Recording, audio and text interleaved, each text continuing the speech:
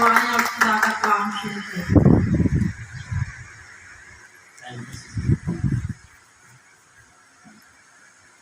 मसीह खुदावन के खूबसूरत पाक और पवित्र नाम में आप सबको सलाम। आप सबको सलाम। आप इतनी गर्मी में खुदा के कलाम के लिए, उसकी प्रस्तिश के लिए, उसकी इबादत के लिए आए हुए हैं। अपने लिए जोरदार तालियां। ये आपके ईमान का इजहार है कि आप कितना खुदा से प्यार करते हैं, कि आप इतनी गर्मी के बावजूद भी बैठे हुए हैं। आइए मेरे साथ खुदावंद के जिंदा पाक कलाम में से मत्ती की इंजील उसका 6वां बाब और उसके 25वीं आयत से लेकर 34वीं आयत तक हम खुदावंद के जिंदा पाक कलाम में से पढ़ेंगे। खुदावंद के जिंदा पाक कलाम में लिखा है,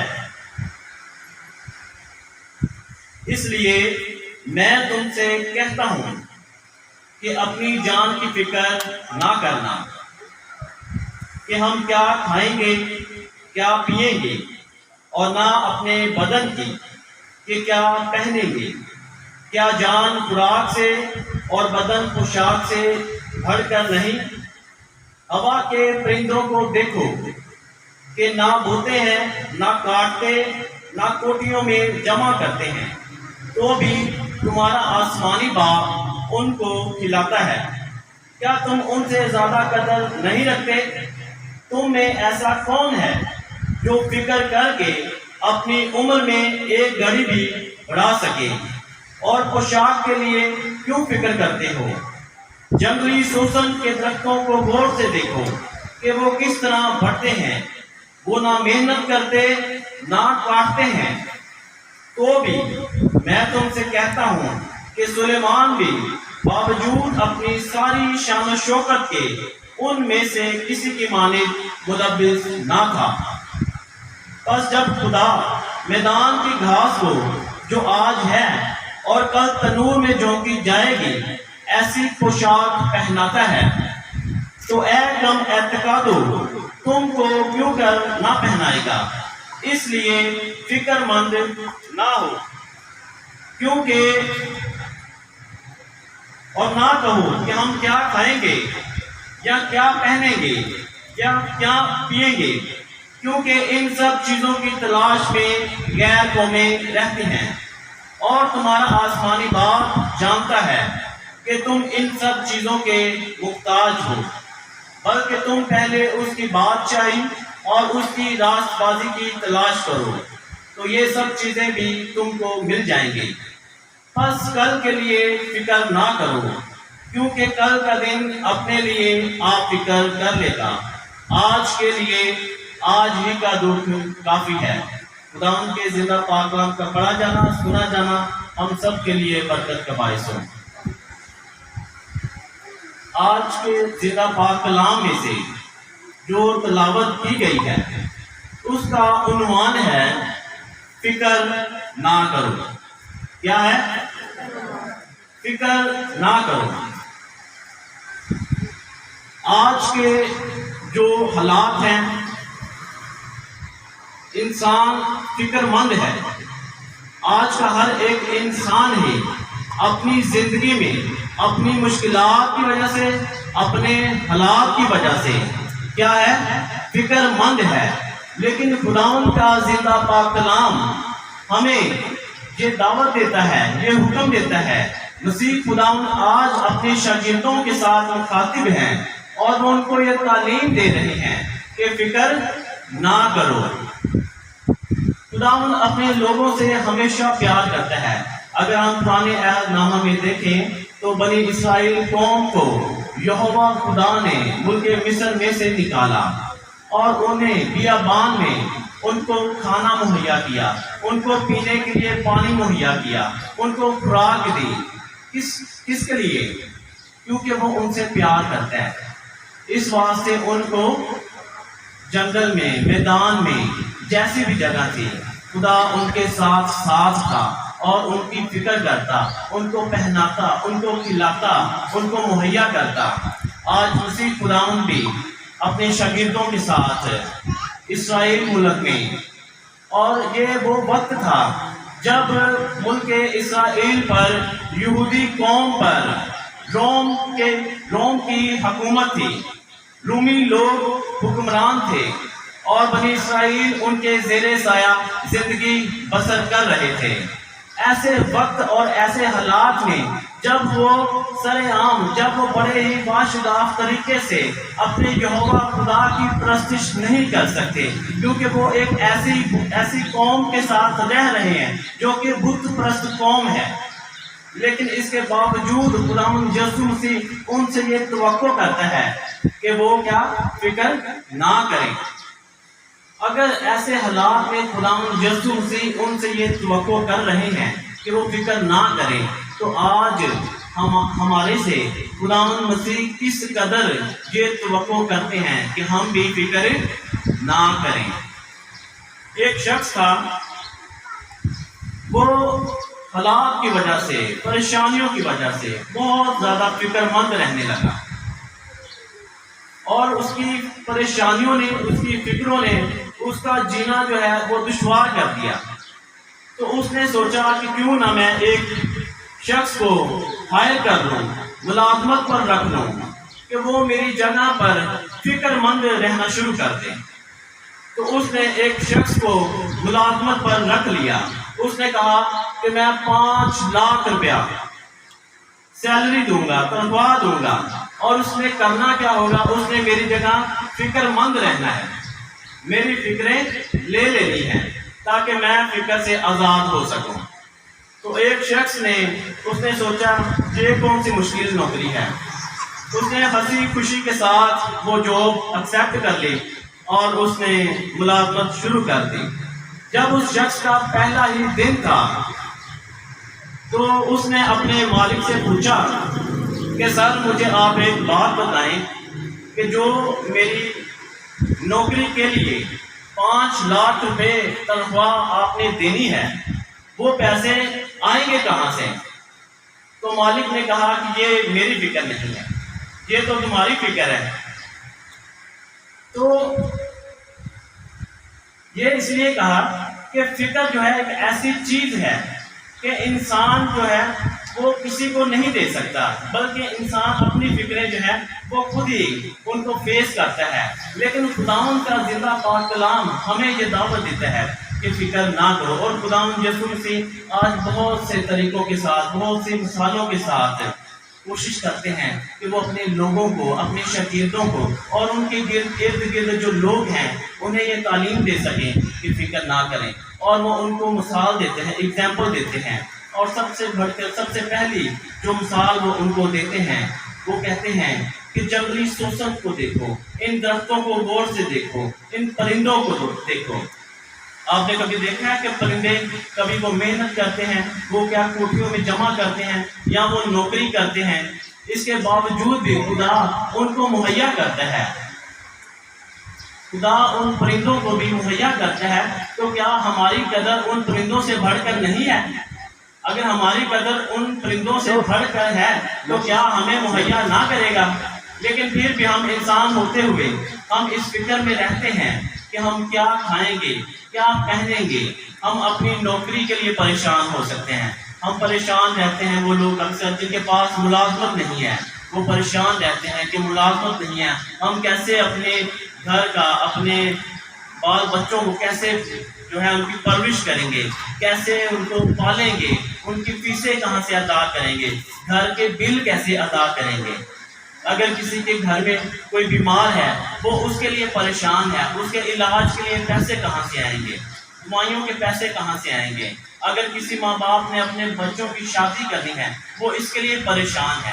ہر ایک انسان کی زندگی میں اپنی اپنی مختلف اقسام کی پریشانیاں ہیں جن کو وہ ڈیل کرتے ہیں، جن کو وہ لے کر پریشان رہتا ہے۔ لیکن خداوند مسیح ان آسان سی سادہ سی مثال کے ساتھ پرندوں کی ایگزامپل دیتے ہوئے وہ بیان کرتے ہیں کہ ان پرندوں کو دیکھو، یہ نہ فصل دھوتے ہیں، نہ کاٹتے ہیں، نہ کوٹھیوں میں جمع کرتے ہیں، لیکن اس کے باوجود خداوند آسمانی بزرگ خدا ان کو مہیا کرتا ہے۔ تم ان چڑیوں سے بڑھ کر، ان پرندوں سے بڑھ کر قدر رکھتے ہو، کیونکہ خداوند خدا تمہارا آسمانی باپ ہے۔ وہ کہتے ہیں ان جنگلی سوسن کو دیکھو، اس گھاس کو دیکھو۔ کبھی آپ کا اتفاق ہو پارک میں جانے کا تو آپ دیکھیں گے کہ اتنی شدید گرمی کے باوجود جو گھاس ہے وہ ہری بھری آپ کو دکھائی دے گی۔ اس کی ایک چھوٹی سی زندگی ہوتی ہے گھاس کی یا ایک پھول کی، جو آج ہے اور کل لوگ اس کو توڑ لیتے ہیں۔ جو گھاس ہے اس کو کل لوگ جمع کر لیتے ہیں اور تنور میں جھونک دیتے ہیں، جلانے کے کام میں استعمال کر لیتے ہیں۔ اتنی چھوٹی سی ان چیزوں کی زندگی ہے، اس کے باوجود خدا ان کو اتنا خوبصورت لباس پہناتا ہے کہ آپ جب دیکھیں تو آپ کی آنکھوں کو ٹھنڈک محسوس ہوتی ہے، تازہ دم آپ محسوس کرتے ہیں۔ اگر وہ گھاس کے لیے خدا اتنا فکر مند ہے، اسے اتنا خوبصورت لباس پہناتا ہے، تو وہ ہم سے جس کو خدا نے اپنی شکل و صورت پر، اپنی شبیہ پر بنایا ہوا ہے، وہ ہماری فکر کیوں نہ کرے گا۔ اس سے آگے ہم بڑھتے ہیں کہ خدا ہمارا کیا ہے؟ اصل معنی باپ ہے۔ باپ اس دنیا میں وہ ہستی ہے جو اپنے بچوں کے لیے کماتا ہے، کام کرتا ہے، محنت کرتا ہے، چاہے گرمی ہو سردی ہو، وہ ہمارے لیے محنت کرتا ہے۔ اگر جسمانی باپ، زمینی باپ اپنے بچوں کے لیے اتنا فکر مند نظر آتا ہے تو وہ اتنی دھوپ میں، گرمی میں، محنت میں، چاہے کام کیسا بھی ہو، وہ بڑی محنت کے ساتھ اپنے بچوں کے لیے کام کرتا ہے تاکہ وہ اپنے بچوں کی دیکھ بھال کر سکے، اس کی پالنا کر سکے، پرورش کر سکے۔ تو ہمارا آسمانی باپ جو ہمارا خالق ہے، جس نے ہم سب کو بنایا ہے، وہ ہماری اس قدر فکر کیوں نہ کرتا ہو۔ خداوند مسیح آج اپنے شاگردوں کو اور ہم سب کو آج یہ پیغام دیتے ہیں کہ ہم نے کیا کرنا ہے؟ فکر مند نہیں ہونا، بلکہ یہوہ خدا پر، کیونکہ وہ یہوہ یری ہے، اور یہوہ یری کا مطلب ہے خدا مہیا کرتا ہے۔ اور ہم ایسے خدا کی عبادت اور پرستش کرتے ہیں جو مہیا کرنے والا خدا ہے، تو پھر ہم کیوں کر فکر مند رہیں۔ وہ کہتا ہے اے تم اعتقادو، تم کو کیوں نہ پہنائے گا۔ اگر وہ گھاس کو اتنی خوبصورت پوشاک پہناتا ہے جو آج ہے اور کل تنور میں جھونکی جاتی ہے، تو وہ ہم سے کہتا ہے کہ اے تم اعتقادو، تم کو کیوں نہ پہنائے گا، کیونکہ تم تو اس سے بہت زیادہ قدر و قیمت رکھتے ہو۔ وہ کہتے ہیں کیونکہ ان سب چیزوں کی تلاش میں غیر تمہیں رہتی ہیں، اور تمہارا آسمانی باپ جانتا ہے کہ تم ان سب چیزوں کے محتاج ہو۔ وہ جانتا ہے کہ ہم کو کھانے کی ضرورت ہے، وہ جانتا ہے کہ ہمیں پہننے کے لیے کپڑوں کی ضرورت ہے، وہ جانتا ہے کہ پینے کے لیے ہمیں پانی کی ضرورت ہے، وہ جانتا ہے کہ ہمیں اپنے بچوں کی پرورش کے لیے اچھی نوکری کی ضرورت ہے۔ چڑیوں کو، کووں کو، پرندوں کو آپ نے کبھی دیکھا ہے کہ اس نے کمیٹی ڈالی ہو یا ان کا کوئی رشتہ دار ہو جو امریکہ میں بیٹھا ہو جس سے وہ کبھی ہیلپ مانگ سکیں؟ اس کے باوجود خدا ان کی پرورش کرتا ہے۔ ہم انسان حالانکہ ایک دوسرے کے ساتھ ایک دوسرے کی ہیلپ کرنے کے لیے موجود ہوتے ہیں۔ ہم ہو سکتا ہے کہ ہمارے رشتہ دار کچھ باہر کے ملکوں میں بیٹھے ہوں جن سے ہم مدد کے لیے پکار سکتے ہیں ان کو، لیکن پھر بھی ہم فکر مند رہتے ہیں کیونکہ ہمارا اس قدر بھروسہ، توکل، ایمان خداوند مسیح پر نہیں ہوتا، جس نے ہمارے لیے آسمان چھوڑ کر زمین پر آ کر ہمارے لیے صلیب پر جان دی، ہمارے لیے مخلصی رہائی کا ذریعہ بنا دیا تاکہ باپ کے ساتھ ہماری صلح ہو سکے۔ خداوند مسیح فرماتے ہیں کہ تم سب سے پہلے کیا کرو؟ اس کی بادشاہی کی تلاش کرو۔ اس کی بادشاہی کیا ہے؟ اس کی بادشاہی سے مراد ہے ایسی زندگی بسر کرنا جو مسیح خداوند کے حکموں کے مطابق ہو۔ بادشاہی سے مراد کیا ہے؟ ایسی حکومت ہونا، ایسی شخصیت کی حکومت ہونا جس کی مرضی کے مطابق ہم کیا کریں؟ زندگی بسر کریں۔ اس لیے وہ کہتا ہے کہ پہلے اس کی بادشاہی کی تلاش کرو، یعنی کہ جہاں ہم اپنی زندگی میں اٹھنے میں، بیٹھنے میں، گفتگو کرنے میں، بات چیت کرنے میں اس کی مرضی کے مطابق زندگی بسر کریں۔ اگر ہم جاب پہ ہیں، گھر میں ہیں، رشتہ داروں میں ہیں، بازار میں ہیں، تو آیا جو میں بات کرنے لگا ہوں، آیا جو میں کام کرنے لگا ہوں، کیا وہ خدا کی مرضی کے مطابق ہے؟ کیا میں کسی سے جھوٹ تو نہیں بولنے لگا؟ کیا میں کسی کو فریب تو نہیں دینے لگا؟ اگر میں چوری کرتا ہوں، فریب دیتا ہوں، جھوٹ بولتا ہوں، تو ایسی زندگی میں بادشاہی کس کی ہے؟ خدا کی ہے یا ابلیس کی ہے؟ ہم اپنی زندگیوں پر غور کریں، ہم غور کریں کہ آیا جو میں زندگی بسر کرتا ہوں وہ خدا کی بادشاہی کے مطابق ہے یا وہ کسی اور ہی کی بادشاہی ہے؟ ہم غور کر سکتے ہیں، اپنی زندگی پہ غور کر سکتے ہیں۔ روز اپنی زندگی بسر کرتے ہیں، گھر میں، کام کاج پر، ڈیوٹی میں، آفس میں، گھر میں، بازار میں، دوستوں کے ساتھ، رشتہ داروں کے ساتھ، تو آیا جو ہم زندگی بسر کرتے ہیں وہ خدا کے مطابق بسر کرتے ہیں؟ اور آگے لکھا ہے کہ راست بازی کی تلاش کرو۔ راست بازی سے یہاں مراد ہے ایسی زندگی بسر کرنا جیسی خداوند یسوع مسیح نے بسر کی۔ خداوند یسوع مسیح نے ہمیشہ اپنی زندگی باپ کی مرضی کے مطابق گزاری۔ بارہا مسیح خداوند نے کہا کہ اے باپ میری نہیں بلکہ تیری مرضی پوری ہو۔ خداوند مسیح نے کبھی کوئی ایسی بات، کبھی کوئی ایسا کام نہیں کیا جو باپ کی مرضی کے مطابق نہ تھا۔ آج مسیح خداوند ہمیں بھی یہ دعوت دیتے ہیں کہ ہم اپنی زندگیوں پر غور کرتے ہوئے دیکھیں کہ جو ہم زندگی بسر کر رہے ہیں کیا وہ مسیح خداوند کی مانند ہم باپ کی مرضی کے مطابق کر رہے ہیں یا صرف اپنی ہی مرضی کے مطابق کر رہے ہیں؟ بڑی دفعہ ایسا ہوتا ہے کہ ہمارے ذہنوں میں، ہمارے خیالوں میں بہت سی ایسی باتیں آتی ہیں جو ہمیں لگتا ہے کہ نہیں یہ خدا کی مرضی کے مطابق نہیں ہے، نہیں یہ خدا ایسا نہیں چاہتا، لیکن ہم اپنے آپ کو خود ہی کہتے ہیں نہیں کوئی گل نہیں ہے، توبہ کر لیں گے، چلو ایک دفعہ کر لیے اگے تو توبہ کر لیں گے۔ اسی اپنے آپ کو سمجھوتا کر لینے ہیں، اپنی زندگی کے نال سمجھوتا کر لینے ہیں۔ اسی کہتے ہیں اچھا کل توبہ کر لیں گے، ایک دفعہ چوری کر لینے ہیں۔ جی وہ پوچھیے نا تسی یہ بھائی کیوں اس طرح کیتا ہے، چوری کیوں کی ہے، جھوٹ تسی کیوں بولیا ہے؟ وہ کہتے جی دیکھو جی تہاڈے سامنے ہی ہے، حالات تہاڈے سامنے ہی ہیں، اسی حالات دے وچ اس طرح کے کام نہ کریے تو پھر اسی کی کریے؟ لیکن میرے بھائیوں اور بہنوں، ایسا کام کرنے سے خداوند کی راست بازی اور اس کی بادشاہی ہماری زندگی میں قائم نہیں ہوگی۔ اس کی بادشاہی اور اس کی راست بازی ہماری زندگی میں تب ہی آئے گی جب ہم اس کے کہنے کے مطابق زندگی بسر کریں گے، اس کے حکموں پر عمل کریں گے، اس کے کہنے کے مطابق ہر ایک قدم اٹھائیں گے۔ ہمارا اس دنیا میں بھیجا جانا یہ خدا کا ایک مشن ہے۔ وہ چاہتا ہے کہ اس کا جلال ظاہر ہو ہماری زندگیوں سے۔